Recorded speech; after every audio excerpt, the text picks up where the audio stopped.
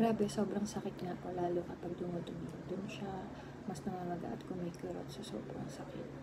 Opo, sobra. Sobrang sakit niya. Actually, kapag nga pinag-uusapan yung opera, sa mga napapanood kong vlogs, mas masakit pa daw kapag inopera yung Almoranas. Ewan ko, siguro dahil reach ng nerves sa puwet, so ganun ka sakit yung pakiramdam.